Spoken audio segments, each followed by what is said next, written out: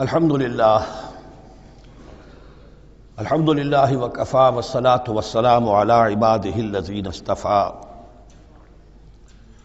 خصوصاً علی افضلہم وخاتم النبیین محمد الامین وعلی آلہ وصحبہ اجمعین اما بعد فقد قال اللہ تبارک وتعالی کما ورد فی سورۃ البقرہ اعوذ باللہ من الشیطان الرجیم بسم اللہ الرحمن الرحیم الحج اشہر معلومات فمن فرض فیہن الحج فلا رفث ولا فسوق ولا جدال فی الحج وما تفعلوا من خیر یعلمہ اللہ وتزودوا فإن خیر الزاد التقوی واتقون یا اولی الالباب صدق اللہ العظیم۔ پچھلے رکوع سے مناسک حج کا تذکرہ شروع ہو چکا تھا، اور اس کے ضمن میں خاص طور پر یہ کہ اگر کوئی حج کا احرام باندھ کر یا عمرے کا احرام باندھ کر سفر شروع کر دے اور کہیں درمیان میں ایسی رکاوٹ پیش آ جائے کہ اسے احرام کھولنا پڑے بغیر عمرہ کیے اور بغیر حج کیے، تو اس صورت میں کیا قواعد و ضوابط ہیں۔ اب جو یہ رکوع ہے 25واں، اس میں حج کا اصل فلسفہ، اس کی اصل حکمت، اس کی اصل روح کا بیان ہے۔ الحج اشہر معلومات، حج کے مہینے ہیں جو معلوم ہیں، یعنی جو بھی پہلے سے عرب میں رواج چلا آ رہا تھا اس کی توثیق ہو گئی کہ واقعتاً یہ اللہ تعالیٰ ہی کی طرف سے۔ تو حج کے کا جہاں تک ٹائمنگ کا تعلق ہے، مواقیت کا تعلق ہے، وہ گویا کہ اللہ تعالیٰ کی طرف سے توثیق فرما دی گئی۔ فمن فرض فیہن الحج، تو جو کوئی بھی اپنے اوپر لازم کر لے ان مہینوں میں حج کو، لازم کر لے سے مراد نیت پختہ کر لے، اور نیت پختہ کرنے کی علامت احرام باندھ لے۔ فمن فرض فیہن الحج، تو حج کے لیے جو اپنے اوپر لازم کر لے، فلا رفث ولا فسوق ولا جدال فی الحج، تو احرام کی حالت میں یہاں لفظ حج آیا ہے، ان میں سے پہلی قید جو ہے فلا رفث، تو کوئی شہوت کی بات نہیں ہونی چاہیے۔ میاں بیوی بھی ساتھ حج کر رہے ہیں تو احرام کی حالت میں وہی قید ہے کہ جو اعتکاف کی حالت میں ہے۔ باقی یہ کہ فسوق اور جدال، اللہ کی نافرمانی یا باہم جھگڑنا، اس لیے کہ بہت بڑی تعداد میں لوگوں کا اجتماع ہوتا ہے، سفر میں بھی لوگ ساتھ ہوتے ہیں، تو لوگوں کے غصوں کے پارے جلدی چڑھ جاتے ہیں، اس میں خاص طور پر روکا گیا کہ یہ ہے کہ اس میں امن ہو اور سکون ہو۔ اور آج بھی واقعہ یہ ہے کہ دنیا میں معجزات میں سے ہے یہ، اتنی بڑی تعداد میں لوگوں کا جمع ہونا، اور وہاں امن رہتا ہے، وہاں وہ جنگ و جدال اور جھگڑا اور فساد وغیرہ قطع نظر نہیں آتا۔ یا تو یہ کہ پچھلے دنوں میں کچھ سیاسی اعتبار سے کوئی مہمیں اٹھائی گئی ہیں، یا یہ کہ کچھ چور اچکوں نے بھی جانا شروع کر دیا ہے وہاں پر، لیکن جھگڑا اور جو گالم گلوچ کی نوبت ہم نے اپنے آنکھوں سے نہیں دیکھی، اسے 5-6 مرتبہ حج کی سعادت حاصل ہوئی ہے۔ فلا رفث ولا فسوق ولا جدال فی الحج وما تفعلوا من خیر یعلمہ اللہ، اور جو خیر بھی تم اس کے دوران کرو گے اللہ کے وہ علم میں ہوگا۔ نوافل پڑھ رہے ہو، اضافی طواف کر رہے ہو، کوئی اور بھی جو کام کر رہے ہو، تو اس میں کسی اور کو دکھانے کی ضرورت نہیں ہے، اپنے خاموشی کے ساتھ انسان وہ اپنی جو بھی نیکی مزید کما سکے کمائے، جو بھی مناسک حج ہیں ان پر مستزاد۔ وَتَزَوَّدُوا فَإِنَّ خَيْرَ الزَّادِ التَّقْوَىٰ، اور سفر کے لیے زاد راہ ساتھ لے لیا کرو، اور بہترین زاد راہ تقویٰ ہے۔ اب اس آیت کے 2 معنی لیے گئے ہیں، ایک تو یہ کہ بہترین زاد راہ تقویٰ ہے، یعنی سفر میں آپ نے زاد راہ خرچ کی شکل میں تو لے لیا، تقویٰ ہے نہیں، تو پھر کیا ہوگا؟ وہ تو صرف پیسہ خرچ کرنے کے لیے اچھا احرام لے لیں گے، اچھی جگہ لے لیں گے قیام کی، تو تقویٰ اگر نہیں ہے تو وہ حج ہی نہیں ہوگا۔ لیکن اس کا ایک دوسرا مفہوم جو ہے وہ بھی بہت اہم ہے کہ اگر انسان خود اپنا زاد راہ ساتھ نہ لے تو پھر وہاں مانگنا پڑتا ہے، تو تقویٰ سے مراد یہاں ہے سوال سے بچنا۔ بہتر یہ ہے کہ زاد راہ لے کر چلو، اور یہ کہ اس کے لیے تمہیں کسی کے سامنے سائل نہ بننا پڑے۔ اگر تم صاحب استطاعت نہیں ہو تو حج تم پر فرض ہی نہیں ہے۔ خام خواہ کو ایک شے جو تم پر فرض نہیں ہے اس کے لیے وہاں جا کر بھیک مانگنا، یا یہاں سے بھیک مانگ کر یا چندہ لے کر جانا، یہ تو قطعاً غلط حرکت ہے۔ وَتَزَوَّدُوا فَإِنَّ خَيْرَ الزَّادِ التَّقْوَىٰ وَاتَّقُونِ يَا أُولِي الْأَلْبَابِ، اور یقیناً میرا ہی تقویٰ کرو، مجھی سے ڈرو اے ہوش مندو۔ لیس علیکم جناح ان تبتغوا فضلا من ربکم، اس میں تم پر کوئی حرج نہیں ہے، کوئی گناہ نہیں ہے کہ تم حج کے سفر کے دوران اپنے رب کا فضل بھی تلاش کرو۔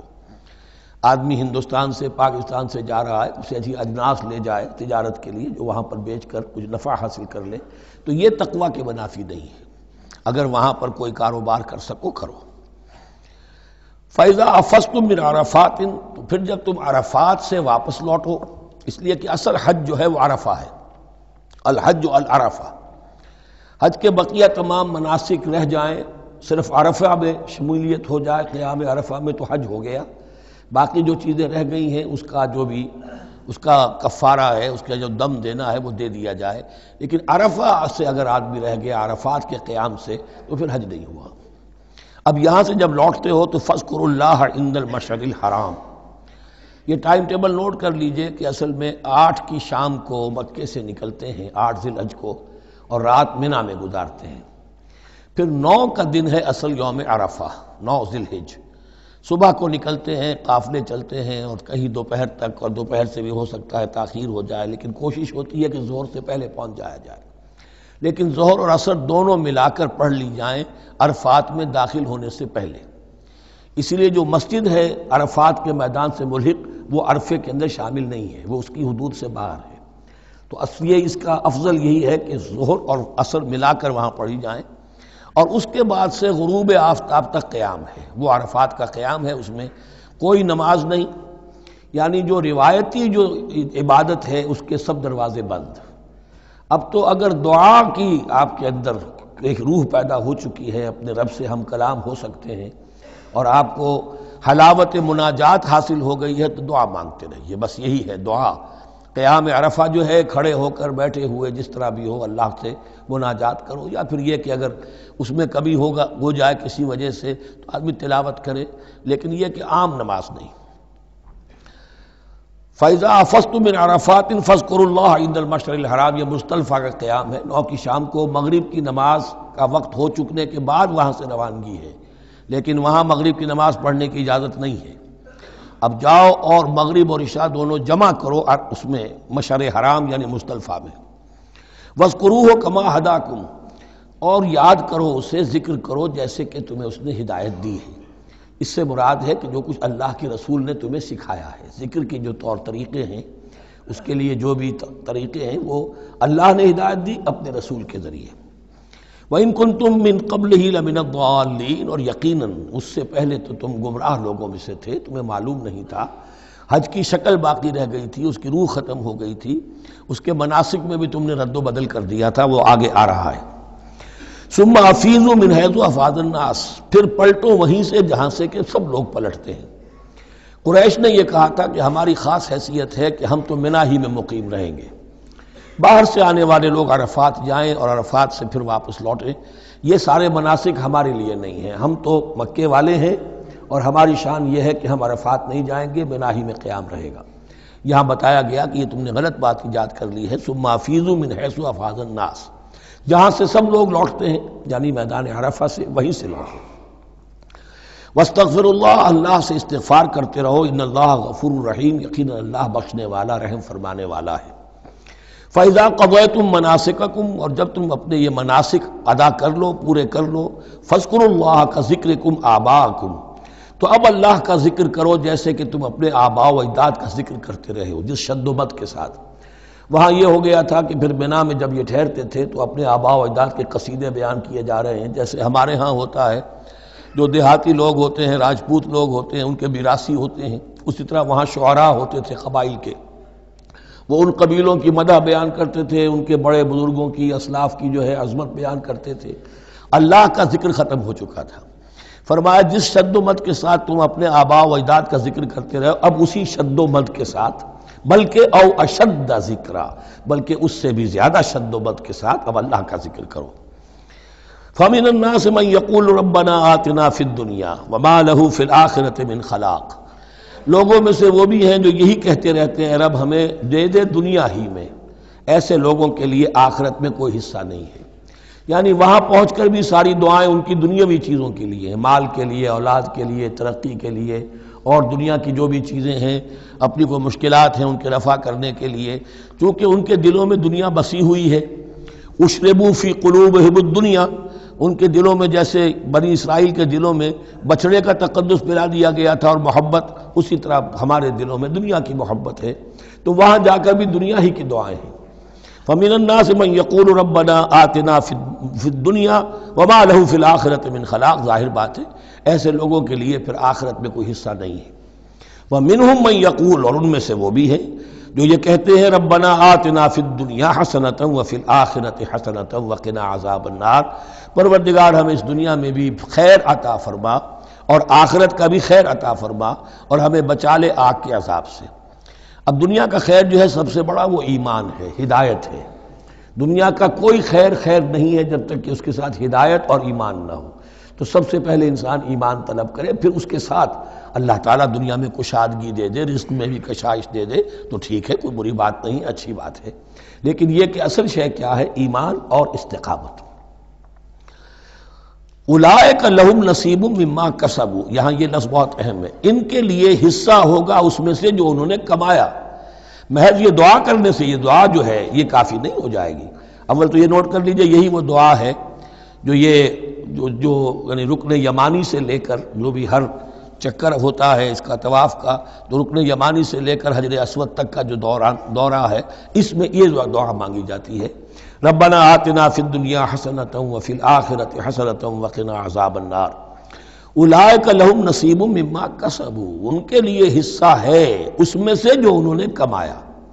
اچھا، اس میں سے جو انہوں نے کمایا، اس میں سے کیوں؟ وہ تو سارا ملنا چاہیے، لیکن بندے کو ڈرتا رہنا چاہیے کہ ممکن ہے اس میں سے کسی مسئلے میں میری نیت میں کوئی فساد آ گیا ہو، ممکن ہے اس میں سے میرے کسی عمل کے اندر کوئی کمی رہ گئی ہو، کوئی کوتاہی رہ گئی ہو۔ اس لیے یہ نہ سمجھ لے کہ جو بھی کچھ کیا ہے اس کا اجر لازماً ملے گا۔ مما کسبوا، جو انہوں نے کمایا ہے اس میں خلوص ہے، اس میں بے ریائی ہے، اس میں تمام جو بھی اس کے آداب اور شرائط ہیں ملحوظ رکھے گئے ہیں، تو ان کو اس کا حصہ ملے گا۔ واللہ سریع الحساب، اور اللہ تعالیٰ کو حساب چکانے میں دیر نہیں لگتی، بہت جلدی حساب کر لے گا۔ اب تو ہمارے سامنے نقشے موجود ہیں، کمپیوٹرز ہیں، کتنی جلدی حساب ہو جاتا ہے، تو اللہ کے ہاں تو پتہ نہیں کیسا سپر کمپیوٹر ہوگا کہ اسے حساب نکالنے میں دیر نہیں لگے گی۔ وَاذْكُرُوا اللَّهَ فِي أَيَّامٍ مَّعْدُودَاتٍ، اور ذکر کرو اللہ کا گنتی کے چند دنوں میں۔ یہ لفظ یہاں پر پھر آ گیا ہے اس بات کی وضاحت کے لیے جو میں نے عرض کیا تھا کہ ابتدائی جو حکم تھا روزے کا، ایام معدودات، وہ 3 دن کے روزے تھے، اس لیے کہ یہاں بھی معدودات کا لفظ آیا ہے، فی ایام معدودات، اور سب کو معلوم ہے یہ 3 دن ہیں، 11ویں 12ویں 13ویں تاریخ جو ہے ذی الحج کی، کہ پھر یوم نحر کے بعد 3 دن یہاں پر قیام ہے، مبیت ہے، تو وہ 3 دن ہے ایام معدودات۔ فمن تعجل فی یومین، تو جو کوئی 2 دن ہی میں جلدی سے واپس آ جائے، فلا اثم علیہ، یعنی 3 دن پورے نہیں کرتا، 2 دن ہی میں واپسی کو اختیار کر لیتا تو کوئی گناہ اس پر نہیں ہے۔ ومن تأخر، اور جو پیچھے رہے یعنی 3 دن کی مقدار پوری کر لے، فلا اثم علیہ لمن اتقی، تو اس پر بھی کوئی گناہ نہیں، لیکن شرط ہے تقوی۔ جو 2 دن میں چلا گیا تقوی تھا تو بھی اللہ تعالیٰ کے ہاں اس کا اجر محفوظ ہے، جو 3 دن رہا تقوی ہے، تیسرے دن اس نے کچھ اور ہی حرکتیں نہ شروع کر دی ہوں، جی اکتایا ہوا ہے اور طبیعت کے اندر جو ہے وہ ٹھہراؤ نہیں ہے، تو وہ تیسرا دن اس کے لیے کوئی خاص مفید نہیں ثابت ہوگا۔ لیکن یہ کہ اصل شے جو ہے اللہ کے ہاں جو چیز کے شرط لازم ہے قبولیت کے لیے وہ تقوی ہے۔ لمن اتقی واتقوا اللہ واعلموا انکم الیہ تحشرون، اور اللہ کا تقوی اختیار کرو اور یہ مستحضر رکھو اپنے ذہن میں کہ تمہیں اسی کی جانب جمع کر دیا جائے گا، تم سب کے سب ہانک کر لے جاؤ گے اسی کی جناب میں۔ وَمِنَ النَّاسِ مَن يُعْجِبُكَ قَوْلُهُ فِي الْحَيَاةِ الدُّنْيَا، اب یہ منافقین میں سے ایک گروہ کا خاص ایک تذکرہ ہو رہا ہے۔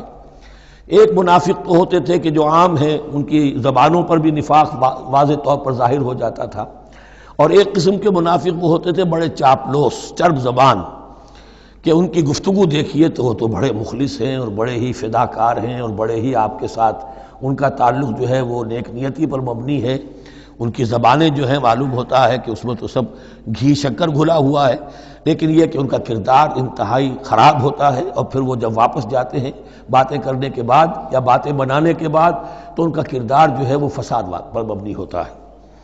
وَمِنَ النَّاسِ مَن يُعْجِبُكَ قَوْلُهُ فِي الْحَيَاةِ الدُّنْيَا، اور لوگوں میں سے ایسے بھی ہیں جن کی باتیں تمہیں بڑی اچھی لگتی ہیں دنیا کی زندگی میں. وَيُشْهِدُ اللَّهَ عَلَى مَا فِي قَلْبِهِ، اور وہ اللہ کو بھی گواہ ٹھہراتا رہتا ہے، میں جو کچھ کہہ رہا ہوں اللہ جانتا ہے، میں خلوص سے کہہ رہا ہوں، میں بالکل اپنی نیک نیتی سے کہہ رہا ہوں، اللہ جانتا ہے. وَهُوَ أَلَدُّ الْخِصَامِ، حالانکہ فی الواقع وہ دشمن ہے بہت سخت. الد بہت شدید، اور خصام خصم دشمن کے لیے آتا ہے. وَإِذَا تَوَلَّى، جب وہ پیٹھ موڑتے جاتا ہے، سعى فِي الْأَرْضِ، اب وہ زمین میں جو بھاگ دوڑ کرتا ہے، لِيُفْسِدَ فِيهَا، اس میں فساد مچائے. وَيُهْلِكَ الْحَرْثَ وَالنَّسْلَ، اور ہلاک کرے، کہیں کسی کی کھیتی جلا دی، کہیں کسی کا کوئی جانور جو ہے وہ ختم کر دیا، مار دیا. وَاللَّهُ لَا يُحِبُّ الْفَسَادَ، اللہ تعالیٰ کو فساد بالکل پسند نہیں ہے.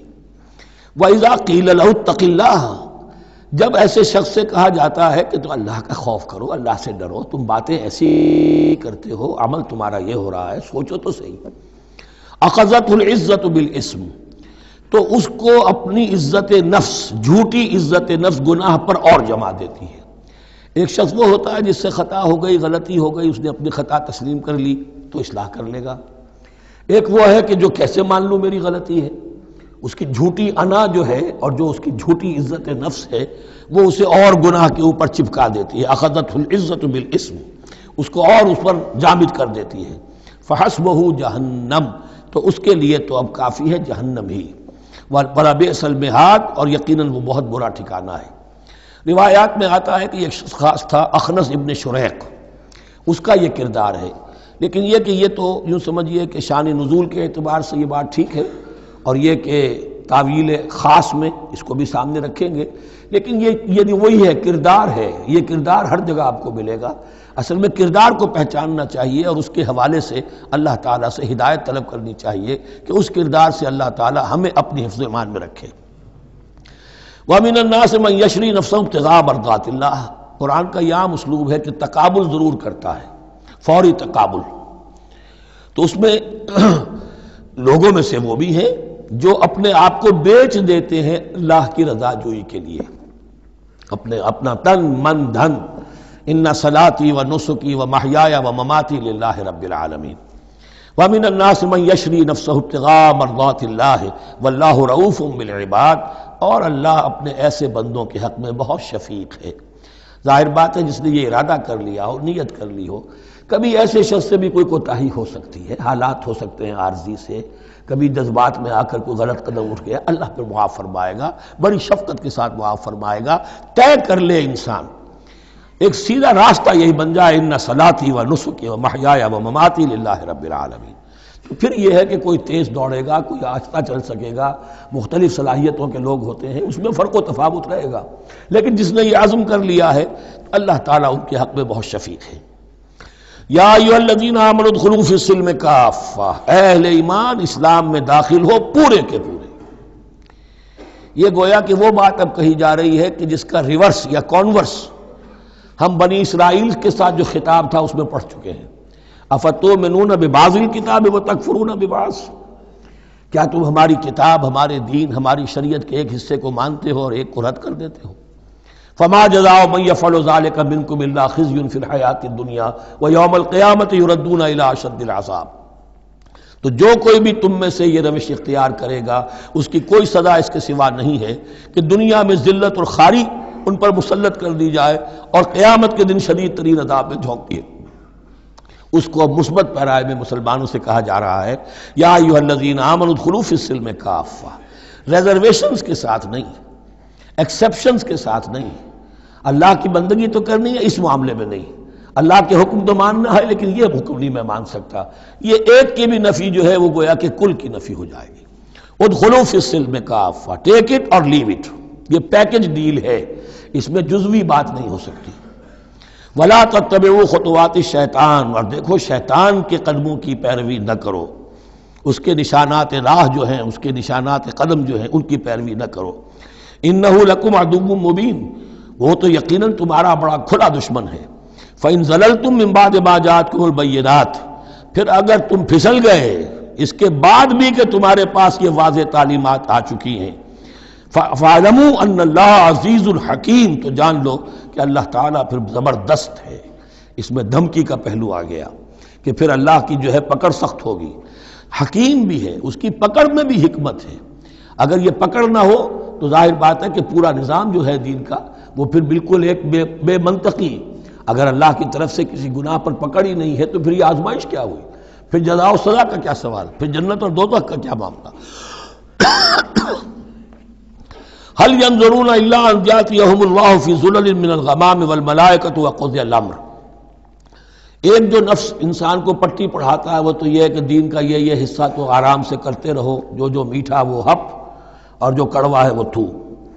دوسری پٹی یہ پڑھاتا ہے کہ ابھی ذرا یہ ٹھیک ہے، یہ اللہ کا حکم ہے، یہ بھی حکم ہے، دین کا یہ بھی تقاضا ہے، ابھی ذرا ذمہ داریاں ہیں، ابھی ذرا بچوں کے معاملات ہیں، بچے برسر کار ہو جائیں، بچیوں کے ہاتھ پیلے ہو جائیں، میں ذرا ریٹائرمنٹ بھی لے لوں تو پھر یہ مکان بنا لوں، پھر میں اپنے آپ کو دین کے لیے پھر خالص کر لوں گا، دین کے لیے پھر میں وہی کام کروں گا.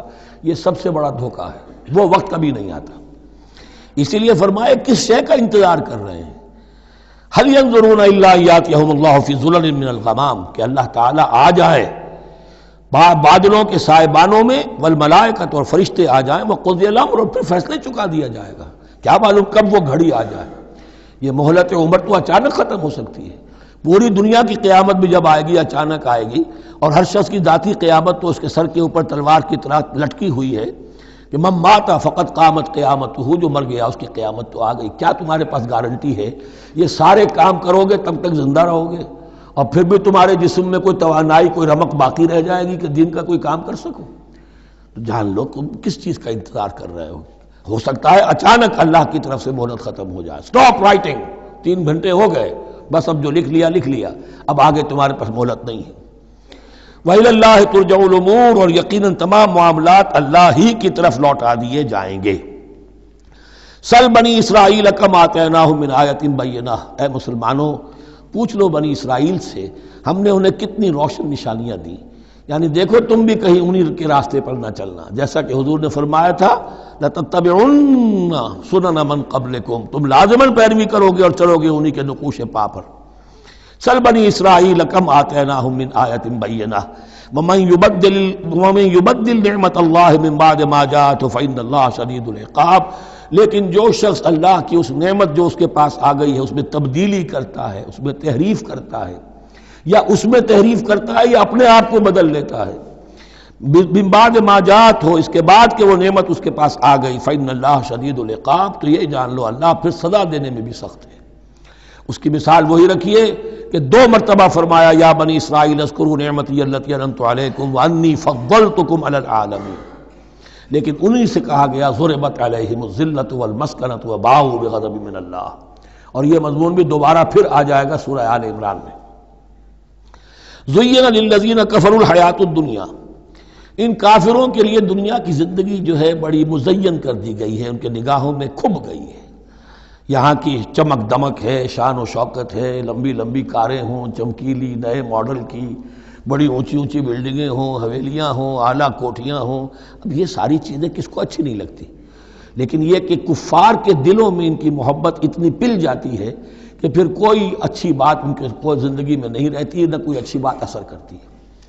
اہل ایمان کو بھی اگر ایمان کے ساتھ یہ نعمتیں ملیں، قل من حرم زینۃ اللہ التی اخرج لعبادہ والطیبات من الرزق، کو اچھا کھانا، اچھا پینا، اچھا پہننا کو حرام نہیں ہے، کو اللہ نے کس کو لوگوں کے لیے ممنوع نہیں کیا، لیکن دین کے تقاضے ادا کر کے، اللہ کا حق ادا کر کے اور حلال سے کما کر، تب کوئی حرج نہیں. زین للذین کفروا الحیات الدنیا، کافروں کے لیے دنیا کی زندگی کو مزین کر دیا گیا ہے. وہ حدیث بھی ذہن میں لے آئیے کہ ان الدنیا سجن المومن و جنت الکافر، یہ دنیا جو ہے مومن کے لیے ایک قید خانہ اور جنت اور کافر کے لیے باغ ہے. وَيَسْخَرُونَ مِنَ الَّذِينَ آمَنُوا، اور وہ مذاق اڑاتے ہیں اہل ایمان کا. دیکھو ان فینیٹکس کو، ان پاگلوں کو، ان بیوقوفوں کو. وَيَسْخَرُونَ مِنَ الَّذِينَ آمَنُوا وَالَّذِينَ اتَّقَوْا وَالَّذِينَ اتَّقَوْا فَوْقَهُمْ يَوْمَ الْقِيَامَةِ، اور جن لوگوں نے تقویٰ کی روش اختیار کی تھی قیامت کے دن اب وہ ان کے اوپر ہوں گے. اور بلکہ ہمیں سورہ مطففین میں تو آگے چل کر پتہ چلے گا پھر اہل ایمان ان کا مذاق اڑائیں گے. واللہ یرزق من یشاء بغیر حساب، اور اللہ تعالیٰ رزق عطا فرمائے گا جس کو چاہے گا بغیر حساب۔ یہ جنت کی طرف اشارہ ہے۔ اب یہ جو آیت آ رہی ہے پھر ایک طویل آیت ہے، جسے میں نے عرض کیا تھا بڑے بڑے حسین اور خوشنما حکمت کے اور علم کے اور معرفت کے پھول جو ہیں وہ اس بنتی میں بن دیے گئے ہیں۔ دو کلڑیاں یعنی شریعت، عبادات اور معاملات، دو لڑیاں انفاق اور جہاد، قتال، جہاد بالمال، جہاد بالنفس، اور ان میں یہ پھول آ جاتے ہیں عظیم۔ اس کو میں نے عنوان دیا ہے آیت الاختلاف، آیت الآیات، آیت البر، اور یہ آیت الاختلاف۔ اختلاف کیوں ہوتا رہا ہے؟ اور یہ بہت اہم ہے، اس لیے کہ جو وحدت ادیان کا فلسفہ دنیا میں کچھ لوگوں کی طرف سے پیش ہوتا ہے، اس کا ایک حصہ صحیح ہے اور ایک حصہ غلط ہے۔ صحیح کون سا ہے، غلط کون سا ہے، وہ اس حدیث، اس آیت سے معلوم ہوگا۔ کان الناس امۃ واحدۃ، اس میں کوئی شک نہیں، پہلے تو انسان سب کے سب ایک امت تھے، حضرت آدم کی نسل، حضرت آدم نبی ہیں تو امت تو ایک ہی تھی، جب تک کہ ان کے اندر گمراہی پیدا نہیں ہوئی، اختلافات نہیں ہوئی، شیطان نے کچھ لوگوں کو نہیں ورگلایا، اس وقت تک تو کان الناس امۃ واحدہ، تمام انسان ایک ہی امت تھے۔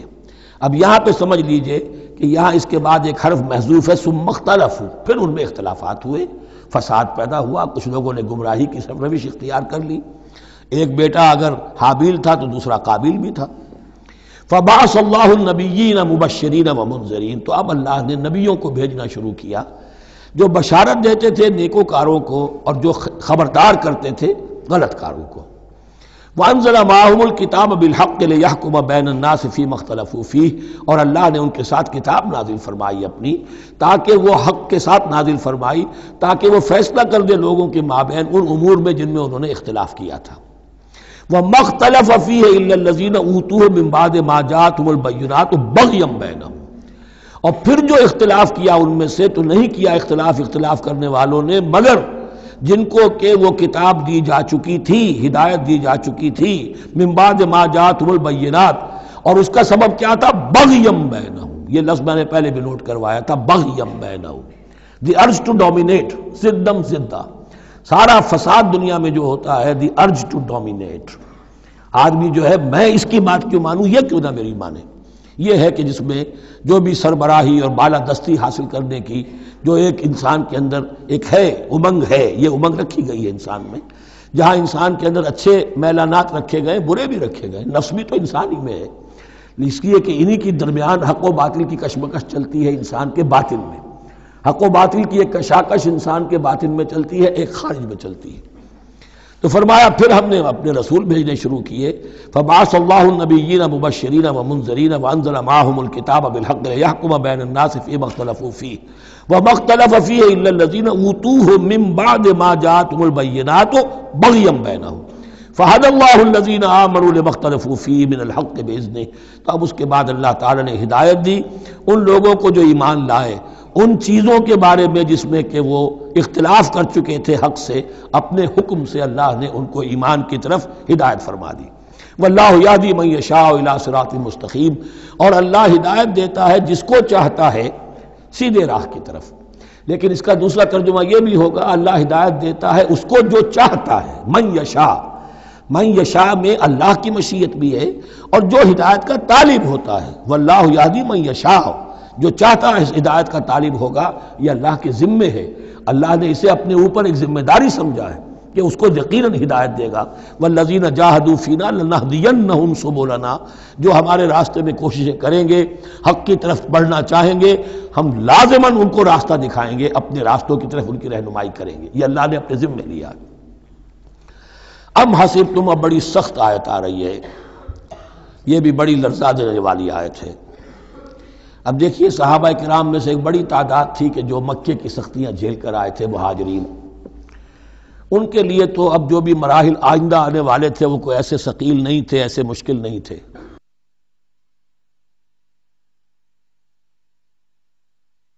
وہ سختیاں تو وہاں نہیں انہوں نے جھیلنی تھی کہ جو کہ مکے میں مہاجرین نے جھیلی تھی، تو اب ان سے ہے خاص طور پر روئے سخن، اگرچہ خطاب عام ہے، اور یہ قرآن مجید میں عام طور پر آپ کو ملے گا کہ الفاظ عام ہیں، لیکن آپ اگر دیکھیں گے تو روئے سخن کسی خاص طبقے کی طرف ہے۔ تو یہاں در حقیقت ان کو بتایا جا رہا ہے۔ ام حسبتم ان تدخلوا الجنہ، کیا تم نے یہ سمجھا تھا کہ جنت میں داخل ہو جاؤ گے؟ ولما یاتکم مثل الذین خلوا من قبلکم، حالانکہ ابھی تک تو تمہارے اوپر وہ حالات و واقعات تو وارد ہی نہیں ہوئے جو ان پر ہوئے تھے جو تم سے پہلے تھے۔ مستہم الباساء، انہیں آ لیا، پہنچی ان کو سختی بھوک کی، والضراء اور تکالیف، وزلزلوا اور وہ ہلا مارے گئے، حتیٰ یقول الرسول والذین آمنوا معہ متی نصر اللہ، یہاں تک کہ پکار اٹھا وقت کا رسول اور جو ان کے ساتھ اہل ایمان تھے، کب آئے گی اللہ کی مدد، الا ان نصر اللہ قریب، اب انہیں یہ خوشخبری دی گئی کہ آگاہ ہو جاؤ اللہ کی مدد قریب ہے۔ یعنی اللہ آزماتا ہے، یہ وہی بات ہے جو اس سے پہلے آ چکی ہے 19ویں رکوع میں بالکل شروع میں، وَلَنَبْلُوَنَّكُمْ بِشَيْءٍ مِّنَ الْخَوْفِ وَالْجُوعِ وَنَقْصٍ مِّنَ الْأَمْوَالِ وَالْأَنفُسِ وَالثَّمَرَاتِ، ہم لازماً آزمائیں گے۔ یہ کوئی پھولوں بھرا راستہ نہیں ہے، پھولوں کی سیج نہیں ہے، حق کا راستہ ہے، یہ کانٹوں بھرا بستر ہے، کانٹوں بھرا راستہ ہے، اس کے لیے ذہناً تیار ہو جاؤ۔ در رہے منزل لیلا کہ خطر ہاست بسے، شرط اول قدمی نفس کے مجنوں باشی، دیکھ سمجھ کر آؤ۔ ام حسبتم ان تدخلوا الجنة ولما یاتکم مثل الذین خلوا من قبلکم مستهم الباساء والضراء وزلزلوا حتى يقول الرسول والذین آمنوا معه متی نصر اللہ الا ان نصر اللہ قریب۔ یہ آیت پھر مسلمانوں کو، صحابہ کرام کو سورہ صف میں یہ خوشخبری سنائی گئی جبکہ غزوہ احزاب واقع ہو چکا تھا اور شدید ترین امتحان سے محمد الرسول اللہ اور ان کے صحابہ گزر چکے تھے کامیابی کے ساتھ، تب انہیں خوشخبری دی گئی ہے۔ سورہ صف اس وقت نازل ہوئی ہے، وَأُخْرَىٰ تُحِبُّونَهَا نَصْرٌ مِّنَ اللَّهِ وَفَتْحٌ قَرِیب، اب تمہارے لیے وہ خوشخبری ہے، اے نبی بشر المومنین، اپنے اہل ایمان ساتھیوں کو بشارت دے دیجئے کہ اب وہ وقت آ گیا ہے کہ اللہ کی نصرت کے دروازے کھلتے چلے جائیں گے۔ یسألونک ماذا ینفقون، یہ آپ سے پوچھ رہے ہیں کہ وہ کیا خرچ کریں، جو انفاق کے لیے کہا جا رہا ہے کیا خرچ کریں۔ تو انسان جو بھی بھلائی کے لیے خرچ نکالے اس میں سب سے پہلا حق کن کا ہے؟ قل ما انفقتم من خیر، کہہ دیجیے جو بھی تم خرچ کرو خیر میں سے، دولت میں سے، مال اسباب میں سے، فللوالدین، سب سے پہلا جو حق ہے وہ والدین کا ہے، والاقربین اور رشتہ داروں کا ہے، والیتامى اور یتیموں کا ہے، والمساکین اور محتاجوں کا ہے، وابن السبیل اور مسافر کا ہے، وما تفعلوا من خیر فإن اللہ بہ علیم، اور جو بھی خیر تم کماؤ گے، جو کام بھی اچھا کرو گے، جان لو وہ اللہ کے علم میں ہے۔ یہ ضرورت نہیں ہے کہ دنیا واقف ہو اس سے، تمہیں اگر اجر اللہ سے لینا ہے تو اللہ تو رات کے اندھیرے میں بھی دیکھ رہا ہے، اور تمہارے داہنے ہاتھ نے جو کچھ دیا ہے بائیں کو پتہ نہیں چلا تو اللہ کو تو پھر بھی پتہ چل گیا۔ اب یہ سخت آیت اور آ گئی، کتب علیکم القتال، میں نے کہا تھا نا کہ یہ لڑیاں جو ہیں چونکہ بٹی ہوئی ہیں تو ایک لال اور ایک پیلی اور ایک ہری اور ایک نیلی، تو یہ نظر آتی ہے ایک طرف سے کہ کٹے ہوئے ہیں رنگ، ان کو کھول دیں گے تو ہر لڑی مکمل ہو جائے گی، ایک گویا کہ تسلسل ہے۔ کتب علیکم القتال وہو کرہ لکم، مسلمانوں اب تم پر جنگ فرض کر دی گئی ہے اور وہ تمہیں گراں گزر رہی ہے۔ یہ مضمون اصل میں اس سے پہلے سورہ محمد نازل ہو چکی ہے اور اس میں قتال کی فرضیت آ چکی ہے، اس کا نام سورۃ القتال بھی ہے، لہذا اب اس کے حوالے سے کچھ لوگ جو ہیں وہ پریشان ہو رہے تھے، اور میں نے آپ سے عرض کیا تھا منافقین بھی یہی کہتے تھے کہ بھائی صلح جوئی سے کام لو، بس دعوت و تبلیغ کے ذریعے سے لوگوں کو ٹھیک راستے پر لاؤ، یہ جنگ ونگ جو ہے، لڑائی بھڑائی، اس میں تو بہت خرابی ہے، یہ کوئی اچھا کام تو نہیں ہے۔ اب یہاں یہ ہے کہ فرض کیا جا رہا ہے اللہ کی راہ میں جنگ کرنا، تو اس حوالے سے کہا جا رہا ہے، تو اس میں جہاں منافقین کہتے تھے جن مسلمانوں کا ایمان قدرے کمزور تھا وہ منافق تو نہیں تھے، لیکن یہ کہ ایمان اتنا پختہ نہیں تھا، ابھی تازہ ایمان لائے تھے، مدینے کے اندر ابھی وہ ایمان لائے ہیں، ان کی تربیت کے مراحل ابھی گزرے ہی نہیں ہیں، تو ان میں سے بھی بعض لوگوں کے دلوں میں اب انقباض پیدا ہو رہا تھا۔ کتب علیکم القتال وہو کرہ لکم، تم پر، اب دیکھیے کتبہ کا لفظ آ گیا ہے، کتب علیکم الصیام، کتب علیکم القصاص فی القتلى، کتب علیکم اذا حضر احدکم الموت ان ترک خیرا الوصیہ، وصیت کا حکم آیا کتبہ، روزے کا حکم آیا کتبہ، اسی طریقے سے فرضیت قتال ہے۔ کتب علیکم القتال وہو کرہ لکم، وہ تمہیں بری لگ رہی ہے، وَعَسَىٰ أَن تَكْرَهُوا شَيْئًا، اور ہو سکتا ہے کہ تم کسی شے کو ناپسند کرو، وَهُوَ خَيْرٌ لَكُمْ، ذرا حالے کہ اسی میں تمہارے لیے خیر ہو۔ وَعَسَىٰ أَن تُحِبُّوا شَيْئًا وَهُوَ شَرٌّ لَكُمْ، اور ہو سکتا ہے کہ تم کسی چیز کو پسند کرو ذرا حالے کہ وہ تمہارے لیے شر ہو۔ وَاللَّهُ يَعْلَمُ وَأَنْتُمْ لَا تَعْلَمُونَ، اللہ جانتا ہے تم نہیں جانتے۔ تم اپنی عقل پر ایمان نہ رکھو، تم اللہ کی وحی پر ایمان رکھو، تم اللہ کے رسول پر ایمان رکھو۔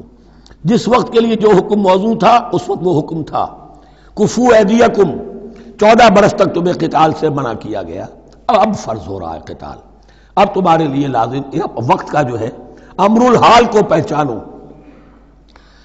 اللہ تعالی واللہ یعلم وانتم لا تعلمون، یسألونک عن الشہر الحرام قتال فیہ، اب جب جنگ کا حکم شروع ہو گیا تو اب وہ پوچھتے تھے کہ یہ جو مہینے حرمت والے ہیں، حج کا ہے، عمرے کا ہے، تو اس میں جنگ کرنا کیسا ہے؟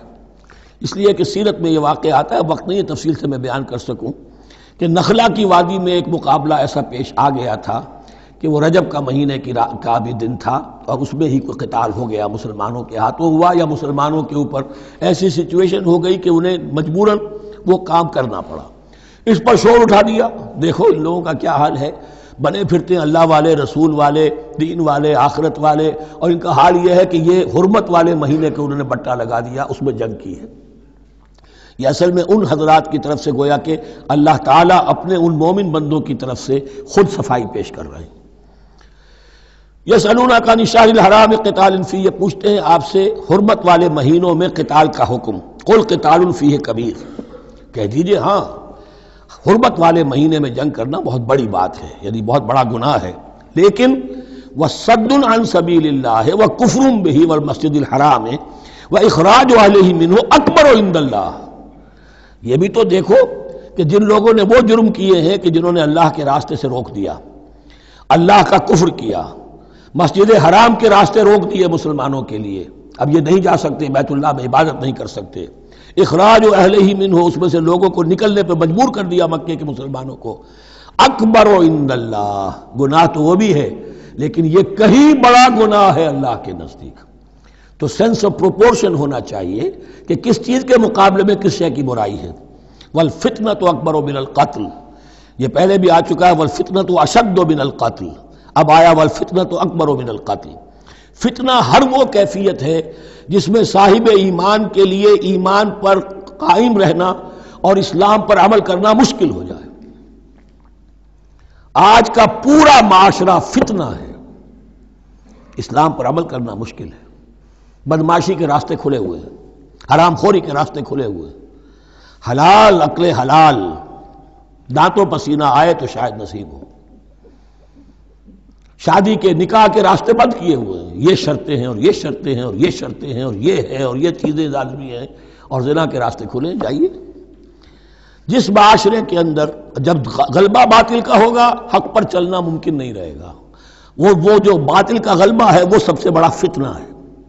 والفتنۃ اکبر من القتل، فتنہ جو ہے بہت بڑی شے ہے قتل کے مقابلے میں۔ ولا یزالون یقاتلونکم حتی یردوکم عن دینکم ان استطاعوا، اور سن لو یہ لوگ تم سے جنگ کرتے رہیں گے یہاں تک کہ لوٹا دیں تمہیں اپنے دین سے، اگر وہ کر سکتے ہوں، وہ تو تلے ہوئے ہیں اس پر کہ تمہیں لوٹا کر لے جائیں گے اپنے دین سے۔ یہاں اشارہ ہو رہا ہے مشرکین مکہ کی طرف، کیونکہ اب یہ تمہید چل رہی ہے سورہ بقرہ کے اندر غزوہ بدر کے لیے، اب اس کے بعد غزوہ بدر ہونے والا ہے، اس کے لیے ذہنی تیاری۔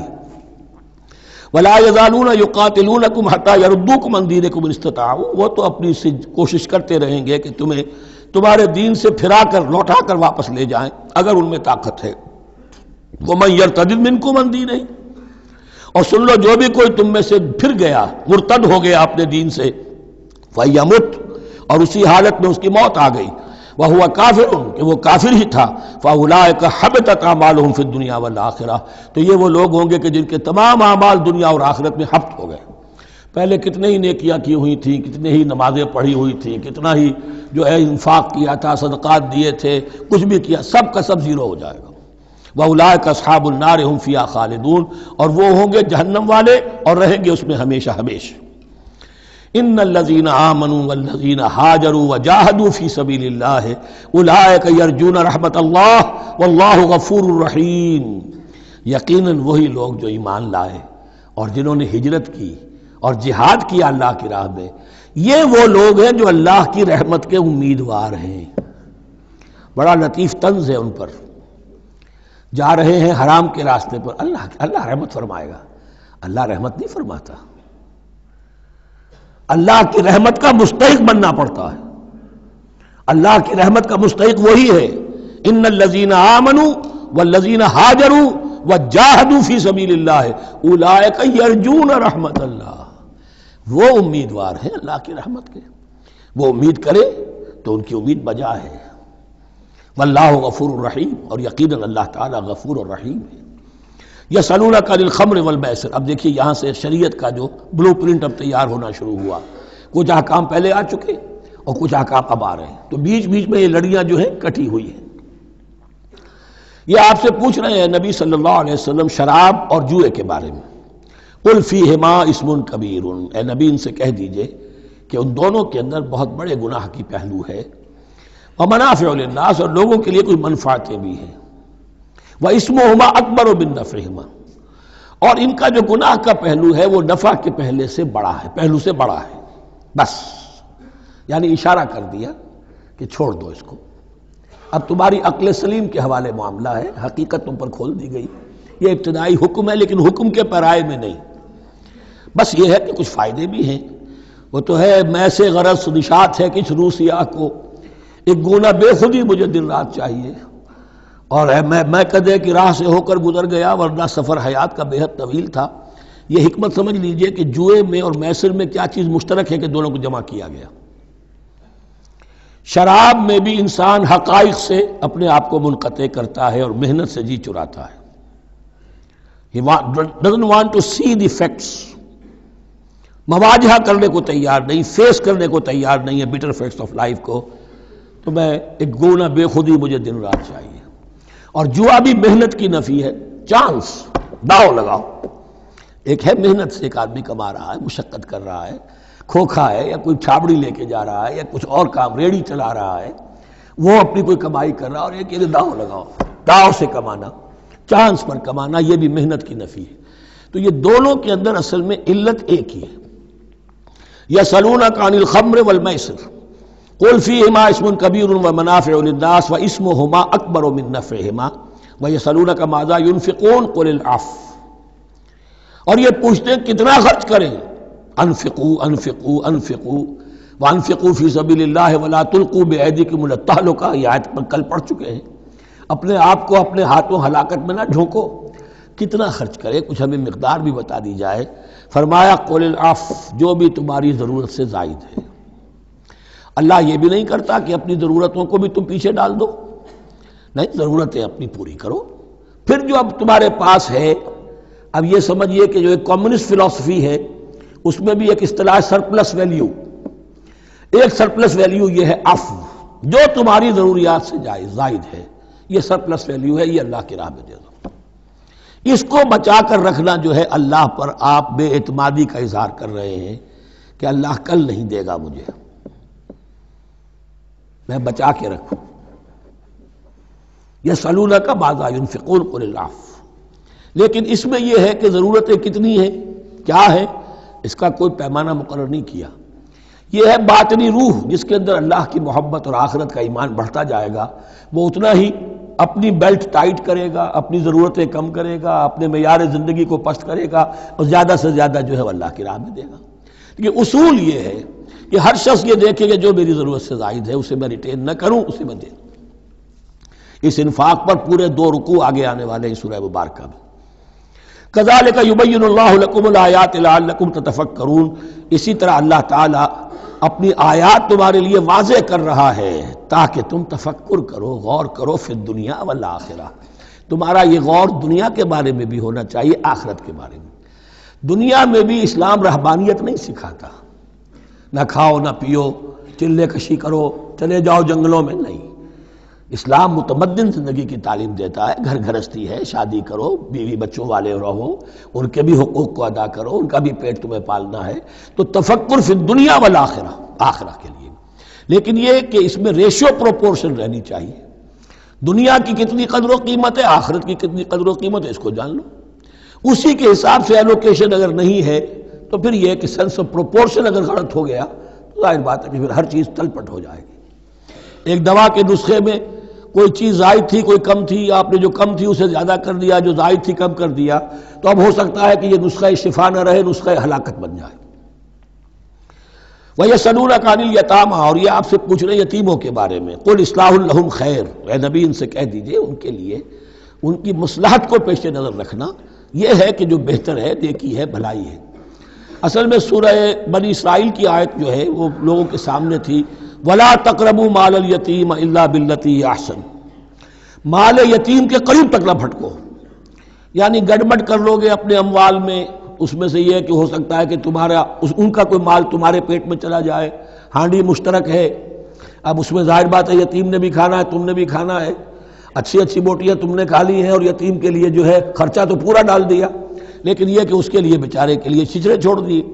تو یہ چیز روکنے کے لیے کہا گیا تھا مکی صورتوں میں وَلَا تَقْرَبُوا مَالَ الْيَتِيمِ إِلَّا بِالَّتِي أَحْسَنُ۔ اب صحابہ کے لیے تو یہ چیزیں ایسی تھیں کہ اشارہ ذرا سا ہو گیا اور انہوں نے اس پر عمل کیا، انہوں نے ہڈیاں علیحدہ کر دی تاکہ ان کا خرچہ بالکل علیحدہ رہے۔ اب اس میں تکلیف ہو رہی تھی، ایک گھر کے اندر ہی ایک یتیم ہے، اس کا خرچہ اس کے مال میں سے نکالا جا رہا ہے۔ فرمایا کہ یہ مقصد نہیں تھا، مقصد یہ تھا کہ تم ان کے مال ہڑپ نہ کر جاؤ۔ قُلْ إِصْلَاحٌ لَهُمْ خَيْرٌ، قُلْ إِصْلَاحٌ لَهُمْ خَيْرٌ، ان کے لیے اصلاح کرنا بھلائی کا ہے۔ وَإِن تُخَالِطُوهُمْ فَإِخْوَانُكُمْ، اگر تم اپنے ساتھ ان کو ملائے رکھو تو وہ تمہارے بھائی ہیں۔ وَاللَّهُ يَعْلَمُ الْمُفْسِدَ مِنَ الْمُصْلِحِ، اللہ جانتا ہے مفسد کو بھی مصلح کو بھی، وہ جانتا ہے کہ یہ آدمی گڑبڑ کر رہا ہے، یہ ہڈیاں علیحدہ کر کے بھی گڑبڑ کر سکتا ہے، اور یہ وہ شخص ہے کہ جو ہڈیاں مشترک کر کے بھی حق پر رہ سکتا ہے۔ وَلَوْ شَاءَ اللَّهُ لَعَنَتَكُمْ، اگر اللہ چاہتا تو تمہیں سختی میں ڈالے ہی رکھتا، تم پر مشقت جو ہے یہ کیے رکھتا۔ ان اللہ عزیز الحکیم، یقیناً اللہ زبردست ہے، حکمت والا ہے۔ ایک طرف وہ سختی بھی کرتا ہے، زبردست ہے، لیکن وہ اس کے ہر حکم کے اندر حکمت بھی ہے، اور جہاں حکمت نرمی کی متقاضی ہوتی ہے وہاں وہ رعایت بھی دیتا ہے۔ وَلَا تَنكِحُوا الْمُشْرِكَاتِ حَتَّىٰ يُؤْمِنَّ، اور مشرک عورتوں سے نکاح نہ کرو جب تک کہ وہ ایمان نہ لے آئیں۔ وَلَا أَمَةٌ مُؤْمِنَةٌ خَيْرٌ مِّن مُشْرِكَةٍ وَلَوْ أَعْجَبَتْكُمْ، ایک مومنہ خواہ وہ لونڈی ہو وہ بہتر ہے ایک مشرکہ سے خواہ وہ آزاد عورت ہو۔ وَلَوْ أَعْجَبَتْكُمْ، اور مزید یہ کہ وہ تمہیں اچھی بھی لگتی ہو۔ وَلَا تُنكِحُوا الْمُشْرِكِينَ، اور نہ اپنی عورتوں کا نکاح کرو، نکاح میں دو اپنی عورتوں کو، اپنی بیٹیوں کو مشرکوں کے، حتیٰ یؤمنوا، جب تک کہ وہ ایمان نہ لے آئیں۔ وَلَا عَبْدٌ مُؤْمِنٌ خَيْرٌ مِّن مُشْرِكٍ وَلَوْ أَعْجَبَكُمْ، مسلمان اگر غلام ہے تو وہ بھی بہتر سمجھو مشرک سے جو آزاد ہے اور وہ تمہیں پسند بھی ہے، مالدار بھی ہے یا اور بھی ہے، اس کے اندر دوسرے پہلو بھی ہیں۔ اولئک یدعون الی النار، دیکھو وہ جو ہے وہ پکار رہے ہیں، آگ کی طرف بلا رہے ہیں، تمہیں بھی لے جائیں گے، تمہاری اولاد کو بھی لے جائیں گے۔ واللہ یدعو الی الجنۃ والمغفرۃ باذنہ، اللہ تمہیں بلا رہا ہے جنت کی طرف اور مغفرت کی طرف اپنے حکم سے۔ وَيُبَيِّنُ آیاتہ للناس لعلہم یتذکرون، اور اللہ اپنی آیات واضح کر رہا ہے لوگوں کے لیے تاکہ وہ نصیحت اخذ کریں۔ وَيَسْأَلُونَكَ عَنِ الْمَحِيضِ، اور وہ عورتوں کے ایام ماہواری کے بارے میں آپ سے سوال کر رہے ہیں۔ قُلْ هُوَ أَذًى، کہہ دیجئے وہ ایک ناپاکی بھی ہے اور ایک تکلیف کا مسئلہ بھی ہے۔ فَاعْتَزِلُوا النِّسَاءَ فِي الْمَحِيضِ، تو حیض کی حالت میں اگر تمہاری بیویاں ہوں تو ان سے علیحدہ رہو، مقاربت نہ کرو۔ وَلَا تَقْرَبُوهُنَّ حَتَّىٰ يَطْهُرْنَ، اور ان سے مقاربت نہ کرو یہاں تک کہ وہ پاک ہو جائیں۔ فَإِذَا تَطَهَّرْنَ، اور جب وہ خوب پاک ہو جائیں، فَأْتُوهُنَّ مِنْ حَيْثُ أَمَرَكُمُ اللَّهُ، تو اب ان کی طرف جاؤ، جو بھی تمہیں تعلق قائم کرنا ہے کرو، جہاں سے کہ تمہارے رب نے تمہیں حکم دیا، اللہ نے حکم دیا ہے۔ یہ اللہ کا حکم کیا ہے؟ یہ ہے امر طبیعی، ہر انسان جانتا ہے، ہر حیوان کو معلوم ہے، وہ طبیعی شے ہے۔ لیکن یہ کہ اب عورتوں کے ساتھ بھی اگر انسان جو ہے وہ لواطت کا فعل شروع کر دے، قوم عمل لوط، تو ظاہر بات ہے کہ عمل قوم لوط تو وہ چیز جو ہے غلط ہے، وہ حرام ہے۔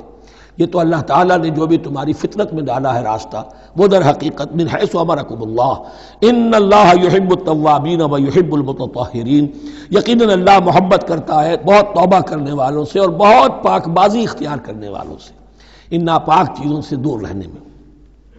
نساؤکم حرث لکم، تمہاری بیویاں تمہارے لیے کھیتیوں کے مانند ہیں، جیسے کھیت میں بوتے ہو، فصل کاٹتے ہو، بیویوں کے ذریعے سے اللہ تعالیٰ تمہیں اولاد عطا کرتا ہے۔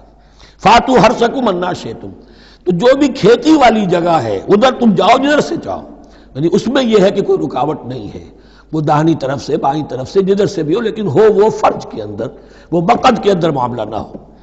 فاتو حرثکم انا شئتم وقدموا لانفسکم، اور اپنے آگے کے لیے سامان کرو، یعنی اپنی اولاد۔ انسان جو ہے بڑھاپے کے لیے اس کا ایسٹ بنتی ہے اس کی اولاد۔ آج تو دنیا اولاد سے بھاگتی ہے، لیکن ایک زمانے میں تو اولاد جو ہے وہ عصائے پیری شمار ہوتی تھی۔ وقدموا لانفسکم واتقوا اللہ واعلموا انکم ملاقوہ، اور اللہ سے کا تقوی اختیار کرو۔ ابھی آپ دیکھیں گے کہ جو حکم بھی شریعت کا آئے گا بار بار تکرار کے ساتھ جو ہے اس میں تو تقوی کا ذکر بار بار آئے گا، کہ ایک قانون ہے اس کی قانونیت ہے، ایک ہے تقوی۔ قانون کی لاکھ پیروی کی جا رہی ہو تقوی نہ ہو تو وہ قانون جو ہے وہ مذاق بن جائے گا، تماشا بن جائے گا۔ اس کے بعد مثالیں آئیں گی ابھی۔ واتقوا اللہ واعلموا انکم ملاقوہ، اور اللہ کا تقوی اختیار کرو اور جان لو تمہیں اس سے مل کر رہنا ہے، حاضر ہونا ہے اس کے جناب میں۔ وبشر المؤمنین، اور اے نبی اہل ایمان کو بشارت دے دیجئے۔ ولا تجعلوا اللہ عرضۃ لایمانکم، ایک اور حکم آ گیا، اللہ تعالیٰ کا نام جو ہے وہ تختہ مشق نہ بنا لو اپنی قسموں کے لیے۔ قسم کھا بیٹھا میں تو اللہ کی قسم کھا بیٹھا ہوں، اب یہ قسم کھا بیٹھا اس لیے میں یہ کام نہیں کر سکتا، چاہے وہ نیکی کا کام تھا، کسی وقت غصے میں آدمی آ کر قسم کھا بیٹھتا ہے۔ حضرت ابو بکر صدیق نے بھی قسم کھا لی تھی۔ مستح ان کا ایک ایسا تھا مسلمان غریب جس کی وہ مدد کیا کرتے تھے، لیکن مستح بھی جب حضرت عائشہ پر تہمت میں ملوث ہو گیا تو حضرت ابو بکر نے قسم کھا لی کہ یہ بدبخت جس کی میں سرپرستی کرتا رہا یہ بھی میری بیٹی پر تہمت لگانے میں شامل ہو گیا، اب میں اس کی کبھی مدد نہیں کروں گا۔ یہ سورہ نور میں آئے گا، ان سے کہا گیا نہیں ایسا نہ کرو، تم اپنے نیکی کے دروازے کو کیوں بند کرتے ہو؟ قسم کھا لی، قسم کو کھول دو، کفارہ دے دو۔ وَلَا تَجْعَلُوا اللَّهَ عُرْضَةً لِأَيْمَانِكُمْ أَن تَبَرُّوا وَتَتَّقُوا، نیکی کا کام کرنے سے، تقوی کے کام سے رکنے کے لیے قسم کھا لینا۔ وَتُصْلِحُوا بَيْنَ النَّاسِ، اور اس سے کہ لوگوں کے مابین مصالحت کرو۔ اب آپ نے کسی دو بھائیوں کے درمیان جھگڑا تھا، مصالحت کی کوشش کی، آپ کی بات نہیں مانی گئی، اب اللہ کی قسم ہے صاحب اب میں آپ کے معاملے میں دخل نہیں دوں گا، اب میں تو قسم کھا بیٹھا۔ نہیں بھائی، اصلاح بین الناس جو ہے، اصلاح ذات البین، یہ کرتے رہو، اور ایسی قسم کھائی ہے اس کا کفارہ دے دو۔ واللہ سمیع علیم، اور اللہ تعالیٰ سننے والا اور جاننے والا ہے۔ لا یؤاخذکم اللہ باللغو فی ایمانکم، اللہ تعالیٰ مؤاخذہ نہیں کرے گا تم سے جو تم بغیر مقصد کے، بغیر عزم اور ارادے کے قسم کھا بیٹھتے ہو۔ یہ عربوں کا رواج ہے، واللہ باللہ کے بغیر ان کا کوئی جملہ شروع ہی نہیں ہوتا، تو یہ در حقیقت قسم کھانے کا ان کی اس وقت نیت نہیں ہوتی، بلکہ یہ ان کا ایک جس کو ہم کہتے ہیں تقیہ کلام ہے، ان کا ایک اسلوب ہے گفتگو کا، واللہ باللہ ہے، تو اس پر مؤاخذہ نہیں ہے۔ وَلَٰكِن يُؤَاخِذُكُم بِمَا كَسَبَتْ قُلُوبُكُم، ہاں جو تم نے ارادہ کر کے، تمہارے دلی ارادے کے ساتھ جو تم نے قسم کھائی ہے، پھر اس پر مؤاخذہ ہوگا، اس سے توڑو گے تو اس کا ایک کفارہ ہے، وہ بعد میں آئے گا، وہ کفارہ جو ہے وہ پھر سورہ مائدہ کے اندر آ جائے گا۔ میں نے عرض کیا تھا کہ یہ اصل میں سورہ بقرہ میں بلو پرنٹ آ رہا ہے شریعت اسلامی کا، اور اس کے جو اصل چیزیں ہیں وہ پوری تکمیلی احکام وہ پھر آخر میں آئیں گے، کچھ سورہ نساء میں، کچھ سورہ مائدہ۔ واللہ غفور حلیم، اللہ غفور ہے، بخشنے والا ہے، اور حلیم ہے، فوراً نہیں پکڑتا، فوراً سزا نہیں دیتا، مہلت دیتا ہے کہ اصلاح کر لو۔ للذین یولون من نسائہم تربص اربعۃ اشہر، اب یہ بھی ایک قسم کھا لی جاتی تھی کہ کسی وقت کسی مرد نے، کسی شوہر نے قسم کھا لی اب میں اپنی بیوی کے قریب نہیں جاؤں گا، ناراض ہو گئے، غصہ آ گیا، میں تمہارے سے کوئی تعلق نہیں رکھوں گا، یہ ایلا کہلاتا تھا۔ حضور نے بھی ایلا فرمایا تھا اپنی ازواج مطہرات سے جب انہوں نے کچھ زیادہ نفقے کا مطالبہ کیا تھا کہ اب عام مسلمانوں کے ہاں بھی خوشحالی آ گئی ہے تو اب ہمارے اوپر یہ سختی کیوں ہے، ہمارا بھی جو نفقات ہیں، ہمارا جو خرچ ہے، وظائف ہیں، بڑھائے جائیں۔ اس پر حضور نے پھر ایلا کیا، اس کا ذکر ہے، وہ بعد میں آئے گا۔ لیکن وہاں عام طور پر لوگ قسم کھا کے بیٹھ جاتے تھے، اب قسم کھا لی ہے، پچھتا بھی رہے، کیا کریں، قسم کھا چکے، اب بیوی کے پاس کیسے جائیں؟ اب وہ بیوی معلق ہے، نہ وہ شادی شداؤں میں ہے اور نہ وہ علیحدہ ہے، آزاد ہے۔ للذین یولون من نسائہم تربص اربعۃ اشہر، 4 مہینے کے لیے تو وہ انتظار کیا جا سکتا ہے۔ فإن فاؤوا، اس دوران میں اگر وہ لوٹے، اپنی قسم کو ختم کرے اور رجوع کر لیں، تعلق زن و شوق قائم کریں، فإن اللہ غفور رحیم، تو اللہ تعالیٰ غفور اور رحیم ہے۔ وإن عزموا الطلاق، اور اگر وہ طلاق کا ارادہ کر چکے ہوں کہ واقعتاً اب ان سے سیپریشن ہی ہے، فإن اللہ سمیع علیم، تو اللہ تعالیٰ سننے والا جاننے والا ہے۔ یعنی یہ کہ 4 مہینے سے زیادہ معلق نہ رکھو کسی کو، یا ادھر یا ادھر، یا فیصلہ کرو اور اسے فارغ کرو، اور یا پھر یہ کہ اپنی وہ قسم ختم کرو اور اس کا جو بھی کفارہ ہے وہ ادا کرو۔ اسی پر غالباً قیاس کیا تھا، بلکہ ساتھ ہی سیرت میں آتا ہے کہ حضرت عمر نے حضرت حفصہ سے پوچھ بھی لیا تھا۔ حالانکہ دیکھیے کہ باپ اور بیٹی کا معاملہ ہو رہا ہے، اور باپ بیٹی سے سوال کر رہا ہے، دین کے معاملے میں حیا اور شرم کی بات نہیں ہوتی۔ ان اللہ لا یستحی ان یضرب مثلا ما بعوضۃ فما فوقها، تو یہ کہ جو لوگ جہاد پر جاتے تھے، کوئی سال بھر گھر واپس نہیں آ رہا، اب ایک طرف تو ان پر مشقت ہے، وہ بیویوں سے دور ہیں، اہل و عیال سے دور ہیں، ادھر عورتیں جو ہیں وہ بغیر شوہروں کے جو وقت گزار رہی ہیں، تو پوچھا کہ کتنا عرصہ تم سمجھتی ہو کہ ایک عورت اپنی عصمت اور عفت کو سنبھال کر اپنے شوہر کا انتظار کر سکتی ہے؟ تو حضرت حفصہ نے کہا 4 ماہ، اور میں سمجھتا ہوں شاید انہوں نے اسی پر کہا ہو کہ یہ معلق رکھنے کا حکم بھی قرآن مجید میں جو ہے زیادہ سے زیادہ اس کی مہلت 4 مہینے ہے۔ والمطلقات یتربصن بانفسهن 3 قروء، اور جنہیں طلاق دے دی جائے ان پر لازم ہے کہ وہ اپنے جیوں کو روکے رکھیں 3 حیض تک، یہ عدت ہے۔ طلاق کے بعد 3 مہینے کی عدت ہے۔ اس عدت میں یا تو شوہر رجوع کر لے گا اگر 1 یا 2 طلاقیں ہیں، تیسری طلاق ہو گئی تو رجوع کا حق نہیں ہے، وہ بعد میں بات آ جائے گی، اور اسی میں چاہے تو اس کے بعد جب مدت ختم ہو جائے گی تو پھر اب شوہر کا حق ختم ہو جائے گا، اب وہ آزاد ہوگی، لیکن اس مدت کے اندر وہ دوسری شادی نہیں کر سکتی۔ والمطلقات یتربصن بانفسهن 3 قروء ولا يحل لهن ان يكتمن ما خلق الله في ارحامهن، اور ان کے لیے یہ حلال نہیں ہے، جائز نہیں ہے کہ وہ چھپا لیں جو کچھ کہ اللہ نے پیدا کر دیا ہو ان کے ارحام میں۔ اگر حمل ٹھہر گیا ہے اور بیوی کو ڈر ہے کہ اب یہ شوہر تو طلاق دے دے گا، وہ اپنا حمل چھپا رہی ہے تاکہ پتہ ہی نہ چلے اس کو، کیونکہ وہ چاہے گی کہ بچہ میرے پاس رہے، بچہ بچی جو بھی ہو۔ ظاہر بات ہے کہ بچہ اور بچی جو ہے وہ ماں کے لیے تو جگر گوشہ ہے، اس کے جسم کا ٹکڑا ہے، اس کے جسم کا لوتھڑا ہے، تو وہ چھپانے کی ٹینڈنسی ہوتی ہے کہ وہ جھگڑا ہی نہ اٹھے۔ ولا يحل لهن ان يكتمن، ان کے لیے جائز نہیں ہے کہ وہ چھپائیں ما خلق اللہ فی ارحامہن، جو کچھ کے پیدا کر دیا ہے اللہ نے ان کے رحموں میں۔ ان کن یؤمن باللہ والیوم الآخر، اگر وہ فی الواقع ایمان رکھنے والی ہیں اللہ پر اور یوم آخر پر۔ وَبَعُولَتُهُنَّ أَحَقُّ بِرَدِّهِنَّ فِي ذَلِكَ إِنْ أَرَادُوا إِصْلَاحًا، اور یہ جو عدت کی مدت ہے اس میں ان کے شوہروں کو حق حاصل ہے، زیادہ حقدار ہیں کہ انہیں لوٹا لیں، اسے رجعت کہتے ہیں، رجوع کیا جا سکتا ہے عدت کے اندر، لیکن تیسری طلاق کے بعد نہیں۔ پہلی طلاق، دوسری طلاق، اس کے بعد دونوں میں جو عدت ہوگی اس میں رجوع کر سکتا ہے شوہر، اس کا اختیار ہے، بیوی کو نہ کہنے کا اختیار نہیں ہے کہ اب تم طلاق دے چکے ہو، اب میں تمہاری بات ماننے کو تیار نہیں ہوں، اس کا اسے حق نہیں ہے۔ اسے پھر وہ مرد کا جو حق ہے وَبَعُولَتُهُنَّ أَحَقُّ بِرَدِّهِنَّ، وہ زیادہ حقدار ہے کہ انہیں لوٹا لے، فی ذالک، اس مدت کے اندر ان ارادو اصلاحا، اگر وہ واقعتاً اصلاح ہی چاہتے ہیں۔ وَلَهُنَّ مِثْلُ الَّذِي عَلَيْهِنَّ بِالْمَعْرُوفِ، اور ان کے لیے حقوق ہیں جو کہ مناسبت سے ہیں ان کی ذمہ داریوں کے۔ وَلِلرِّجَالِ عَلَيْهِنَّ دَرَجَةٌ، اور مردوں کو ان پر ایک درجہ فوقیت کا، ایک درجہ فضیلت کا، ایک درجہ حقوق کا حاصل ہے۔ واللہ عزیز الحکیم، اور اللہ تعالیٰ سب کچھ جاننے والا، اللہ زبردست ہے اور حکمت والا ہے۔ یہ آیت اصل میں اس زمانے میں بہت مس انٹرپریٹ ہوئی ہے اور بعض مترجمین نے بھی ترجمہ غلط کیا ہے، یعنی اس کا یہ ترجمہ کرنا لہن مثل الذی علیہن، ان کے بھی حقوق مردوں پر ویسے ہی ہیں جیسے مردوں کے حقوق ہیں ان پر، تو یہ تو مساوات ہو گئی، اور مساوات جو اسلامی شریعت میں مرد اور عورت کے درمیان، شوہر اور بیوی کے درمیان نہیں ہے۔ مراد کیا ہے؟ لام اور اعلیٰ کا جو استعمال ہوتا ہے عربی میں، لام کسی کے حق کے لیے اور اعلیٰ کسی کی ذمہ داری کے لیے۔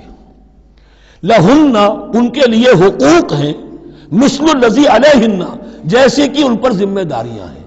اللہ تعالیٰ نے جیسے ذمہ داری مرد پر ڈالی ہے ویسے حقوق اس کو دیے ہیں، جیسی ذمہ داری عورت پر ڈالی ہے اس کی مناسبت سے کورسپونڈنگلی پروپورشنیٹ جو ہے اس کو بھی حق دے دیے ہیں۔ اور اس بات کو کھول دیا، مساوات کہاں سے آئے گی؟ جب کہہ دیا وَلِلرِّجَالِ عَلَيْهِنَّ دَرَجَةٌ، اور مردوں کو ان پر ایک درجہ حاصل ہے، فوقیت کا درجہ حاصل ہے۔ واللہ عزیز الحکیم۔ اب یہ تمہیں پسند ہو تب بھی اور ناپسند ہو تب بھی، اللہ تعالی عزیز ہے، حکیم ہے، وہ سب کچھ جاننے والا ہے، اور وہ زبردست ہے جو چاہے حکم دے، اور حکیم ہے، حکمت والا ہے، اس کا حکم حکمت پر مبنی ہے۔ بارک اللہ لی ولکم فی القرآن العظیم ونفعنی وإیاکم بالآیات والذکر الحکیم۔